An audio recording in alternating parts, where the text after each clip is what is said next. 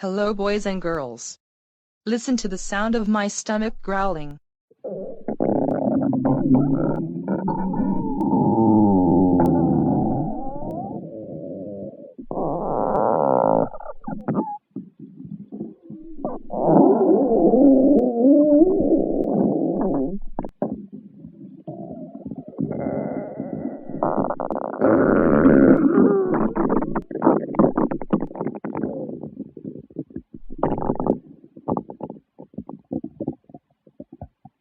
Hope you enjoyed it.